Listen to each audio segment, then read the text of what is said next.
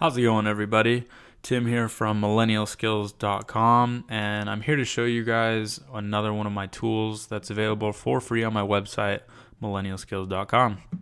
So if you guys haven't seen the amortization calculator video, the beginning is going to be very similar in this one. So if you go to tools, once you're at the website, you'll see again the three tools, and this time we're going to focus on budget in the middle.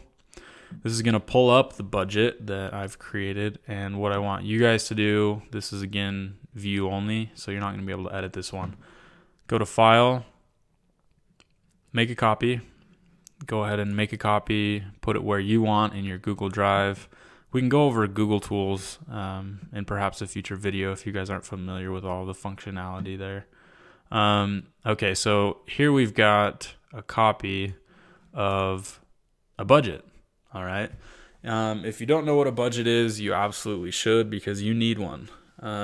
So most basically, a budget is an estimation of the revenue and expenses over a specified future period of time, and it's compiled and reevaluated periodically.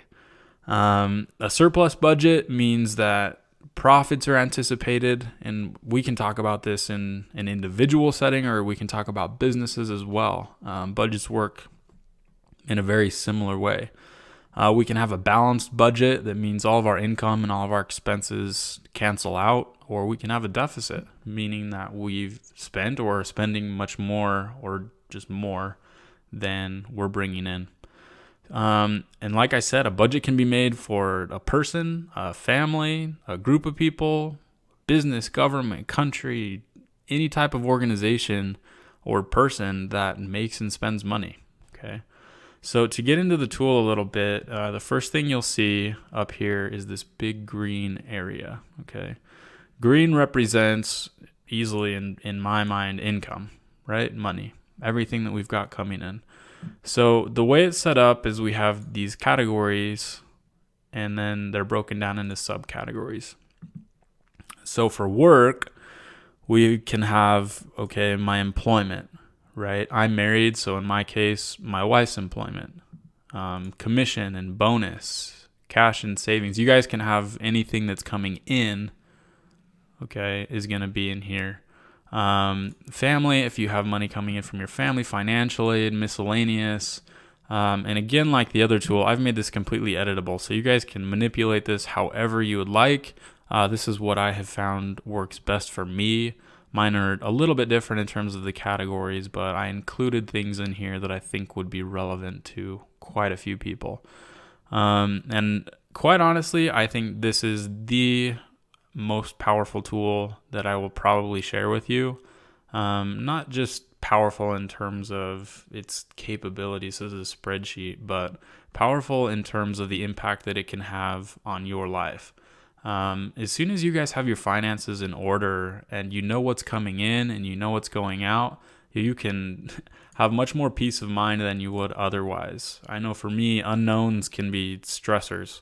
And the fact that we can have all of this laid out and know exactly where every dollar's coming in and where it's going is a great thing. Next, we've got this red category, okay? And you'll notice in here we've got many more categories. And again, same sort of structure. We've got categories and subcategories. So in school, for example, if you're a student, tuition and fees, books and supplies, and you'll input these month by month. Okay, so let's say January tuition's due for your new semester. Let's say it's $10,000, not $100,000. I don't know what school that would be, but let's say it's 10. This is going to carry over into our totals. Okay, and once we have all of these added up, and I'll go into the income a little bit more in a minute. But once all of these add up, we're going to have our year totals, okay? Everything that has come in from each of these respective categories and everything that has gone out in these respective categories. So we've got room, for example. If you own a house or a property, this is going to be relevant to you. Mortgage insurance, if you have it, HOA fees, if it's applicable, utilities, property tax, so on and so forth. We've got food, transportation, your car payments, insurance, gas, maintenance. We want to make sure that we think of absolutely every category in which we're spending money. Okay. Subscriptions and memberships. This is an eye opener for a lot of people. If you talk about music, maybe it's Apple Music or Spotify or Pandora or whatever you use. Okay. If you're paying $10 a month and our phone plan, let's say we're paying $100 a month, for one or two people, who knows? Our gym memberships maybe $50 a month, 30, 10, who knows, right? Amazon Prime, you can break that down, your Netflix. And since these things are monthly, most of the time you can just drag these out. But you look at that, I mean, just on gym, year end, I've spent $600 on a gym membership. And I think you should. I mean, this should be worth it to you if you're going to the gym every day. 50 might be a lot depending on where you are. But maybe you don't watch Netflix that often, but you're paying $10 a month for Netflix, and year end, that's $120. Okay. So this really helps us see at a macro level what's happening over the year. Okay. Then we've got medical, we've got personal, contributions. Giving is a very important part of life, and those should be integrated into your budget. Your debt payments, which I hope aren't that much, should be in here. Well, they should be a lot if you owe a lot, but let's hope you never have a lot in the beginning. Miscellaneous. So you guys can edit these, put whatever is relevant to you in here. And then what we're going to see happen is as we change these resources and expenses, this table is going to change. Okay. And it's going to show everything that's happening month to month. Now, this portion of the budget, it's where it becomes more of a balance sheet, but it's something that I think is incredibly important because people often have budgets, they'll have their monthly budget. A yearly budget is a big step for a lot of people. I would recommend having a budget for multiple years. And the way I use my budget is more for forecasting than it is for history, to be honest. I use other tools to track my history and spending. But this helps me see kind of where I'm at from a high altitude level. And it helps me see over years what I'm anticipating will happen based on my finances, based on my best guess. And so if I go to this next tab, I've got 2017. Okay, this is next year. And this is going to have all of the stuff carried over from last year. All right. And as you can see in this 2016 tab, I've got this total budget difference. And this is my net worth. Okay, how much I'm worth as an individual. All of my assets, less all of my expenses, all of my liabilities. And this we hope is positive, right? And we hope that it's growing. And so this helps us see that. So year end 2016, if this were your scenario, $24,000. What I've included here is real estate. Let's say you buy real estate in September. I do it a little bit differently than other people. Instead of including the entire property value and discounting, I just include the principal that I've paid off, my equity in the property. Any collectibles that you have, cars, and I included this to show you kind of how I do it. You don't want to run this straight 12.6 if that's what your car is worth. If you have a $20,000 car, next month it's not worth $20,000. Okay, so you can discount these at a rate that you think is appropriate, but you want to make sure and do that just to ensure that you have an accurate view of what's going on in your finances, and this will carry over into here. Okay, so you guys will be seeing a lot of red right now, and you're probably like, "What's that?" Well, we haven't put in all of the income and whatnot.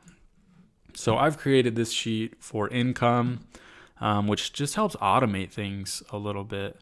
And so I'd like to put in the individual, your partner's name, and then if you have joint income, that is. And then all of this you can fill out. Some of these are formulas, some aren't. So you can put in your wage or your salary. You can break this down. You might have to do some editing based on your situation, but that way it's customized to you.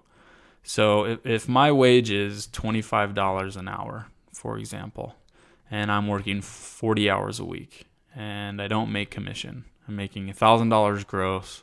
Let's say I'm taxed at 11% for whatever reason. You guys can edit these as they're applicable to you. And I'm netting $889. Okay. And that's net weekly. And then I multiply that by 4.37, depending on, 4 weeks, 28 days, into a month. That helps me kind of round it out. And then I go back into here and you'll see that it will populate this monthly income and show that I'm making approximately $46,000 a year.